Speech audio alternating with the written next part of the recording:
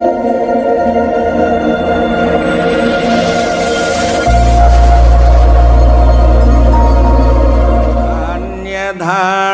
सद्गुरु सुखदाव, महिमा कही न जाय।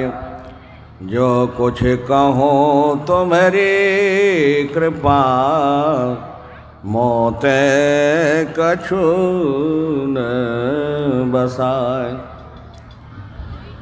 प्रातः स्मरणीय अनंत श्री विभूषित परमाराध्य श्री सद्गुरु महाराज के युगल चरणों में अनेकानेक दंड प्रणाम। अपने निवास में विराजमान पूज्यपाद स्वामी भगीरथ दास जी महाराज के चरणों में अनेकानेक दंडवत प्रणाम। मंचासन मुद मंगलमय साधु समाज, सत्संग प्रेमी महानुभाव माताओं तथा बहनों, मैं भी सुबह में देख रहा था, अभी सोच भी रहा था, जब आता हूँ बिहार प्रांत में तो जदा कदा पूज्यपाद भगीरथ दास जी महाराज के साथ में घूमने का अवसर मिलता है। तो कई जगह देखता हूँ, लेकिन यहाँ भी देखा कटिहार जिला का सत्संग, बड़ा ही विशाल सत्संग, विशाल पंडाल, लोग भी बहुत दूर दूर से आए हुए हैं, दत्तचित्त होकर के सुन रहे हैं और आनंद मना रहे हैं। अभी हम लोगों ने रामचरितमानस से पाठ श्रवण किया। शिव अज सुख सनकादिक नारद, जे मुनि ब्रह्म विचार विशारद, सब कर मत खग नायक येहा, करिए राम पद पंकज नेहा। मैं सुबह में भी कहा था, इसी बात को हमारे पूज्यपाद गुरु से भी स्वामी भगीरथ दास जी महाराज ने आप लोगों को कहा था। लोग तो बहुत सुनते हैं, लेकिन मानते कौन है इस बात को? बहुत लोग कम मानते हैं। मानना चाहिए, जानना भी चाहिए। जिस बात को हम लोग सुनते हैं उस बात पर अमल करना चाहिए। हम लोगों का संत मत का सत्संग जो है खंजरी ढोलक बजाने वाला सत्संग नहीं है ये, कि खंजरी ढोलक बजाए और गाना गा लिए और दाल भात खाए चले गए, वो बात नहीं है। यह सत्संग है अंदर में जाने का। जैसे साइंटिस्ट और वैज्ञानिक लोग दूरबीन लेकर के जमीन के अंदर देखता है कि यहाँ क्या चीज़ है, यहाँ सोने का खान है, यहाँ कोयले का खान है, यहाँ अबरक का खान है, यहाँ तेल का खान है, वहीं गिरमिट लगाते हैं, वहीं छेद करते हैं, वहीं पानी निकलता है, निकलता है ना। तो हमारे गुरु महाराज जो थे आत्मज्ञानी थे, इसी शरीर के अंदर घुसे और इसमें देखे कि जो बाहर में है वो अंदर में भी है। अंदर बाहर, गुरु नानक देव जी महाराज ने कहा, अंदर बाहर एको जानो यह गुरु ज्ञान बताई। जो अंदर में है वो बाहर में है। सूर्य भी आप देख रहे हैं बाहर में, वो भी अंदर में है। चंद्रमा भी देख रहे हैं अंदर बाहर में, वो भी अंदर में। तारे भी देख रहे हैं, वो भी अंदर में है। सब कुछ है। यही घट चंदा, यही घट सूर, यही घट बाजे अनहद तूर। इसी में परमात्मा भी है, हम भी वहीं पर हैं। तो कबीर साहब ने बड़ा अच्छा कहा, इस संसार के रूप को दिखाया। हम लोग शादी ब्याह लड़की लड़के की करते हैं, तो बगल में ही लड़की बैठी है, बगल में ही लड़का बैठा है, और लड़की के सिर के ऊपर घूंघट है, अब बैठा है लड़का लड़की दोनों।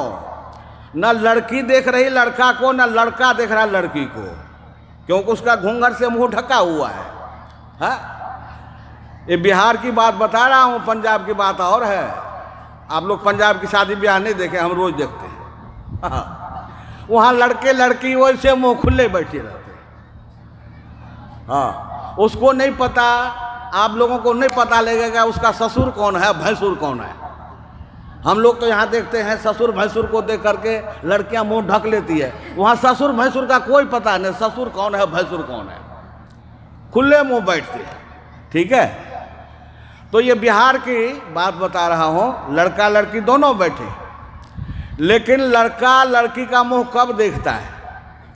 जब उसके मुंह के ऊपर से घूंघट उठता है तब लड़का लड़की का मुंह देख लेता है। उसी तरह से जीव आत्मा के ऊपर एक पर्दा पड़ा हुआ है। कौन सा पर्दा है? अंधकार का, शब्द का, प्रकाश का, ये तीन पर्दा पड़ा हुआ है। तो कबीर साहब कहते हैं घूंघट का पट खोल रे तो को पीब मिलेंगे। हाँ, घूंघट का पट खोल, ये पर्दा हटाने के लिए कहते हैं कबीर साहब। ये बहन जो हमारी हाथ चमका रही है, बैठ जाए, बैठ जाइए, बैठ जाइए, जितना जल्दी हो बैठ जाइए। सत्संग में आगे होके खड़े नहीं होना चाहिए, व्यवधान होता है। वक्ता को श्रोता की तरफ देखना पड़ता है, उसी हिसाब से बोलते हैं। तो ये अंधकार, प्रकाश और शब्द का पर्दा जो है, इस पर्दा को हटाने के लिए कहते हैं, तब उस परमात्मा को देखेंगे। किसने कहा? परमाराध्य सदगुरु महाराज ने हम लोगों को कहा, क्योंकि परमाराध्य सदगुरु महाराज आत्मज्ञानी थे। आत्मज्ञानी के बच्चे आत्मज्ञानी होते हैं। शेर का बच्चा शेर होता है, बिलार का बच्चा बिलार होता है, कुत्ता का बच्चा कुत्ता होता है। तो हम लोग गुरु महाराज के बच्चे हैं, हम लोग बिलार नहीं हैं, हम लोग शेर हैं।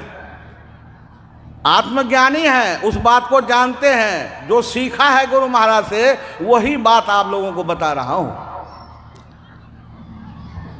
जब अंधकार का पर्दा फटेगा, घूंघट उतरेगा, तो आप देखेंगे कि क्या चीज है। जहां आप हैं वहीं परमात्मा है, लेकिन पता नहीं लगता है। इसी को कहा है नेरे सूझत नहीं, लियानत ऐसो जिंद, तुलसिया संसार में भयो मोतिया बिंद। आंख पर कभी आप लोग देखे होंगे, आंख में जाला हो जाता है, मोतिया बिंद हो जाता है। लाइट है आंख में, रोशनी है, लेकिन दिखता नहीं है। क्यों नहीं दिखता है? रुकिए बाबू, है बहुत दूर से लक्ष्मण है, ना नहीं करो। मोतिया बिंद जो आंख पर हो गया ना, तो वो दिखाई नहीं देता है। उस जाला को डॉक्टर के पास जाकर के उतरवा देते हैं और चश्मा लगा लेते हैं, 1 किलोमीटर तक देखते हैं। उसी तरह आंख पर जो मोतिया बिंद हो गया है दिखाई नहीं देता है। तो जीव आत्मा के ऊपर पर्दा जो है, पर्दा को हम हटाते हैं। पर्दा हटने के बाद जीव आत्मा परमात्मा को पहचानता है, देखता है। कैसे कैसे देखता है? उसके लिए हम लोगों को गुरु महाराज ने युक्ति बतलाई। क्या युक्ति बतलाई? कि परमात्मा तक जाने का रास्ता क्या है, तरीका क्या है, युक्ति क्या है। तो परमात्मा के पास जाने के तरीका, युक्ति ये है, हम लोगों को बतलाया नीचे से ऊपर जाने के लिए। एक है विहंगम मार्ग, एक पिपीलिका मार्ग। तो हम लोगों को विहंगम मार्ग बतलाया, ऊपर से ऊपर, हाँ, जाने के लिए परमात्मा के पास।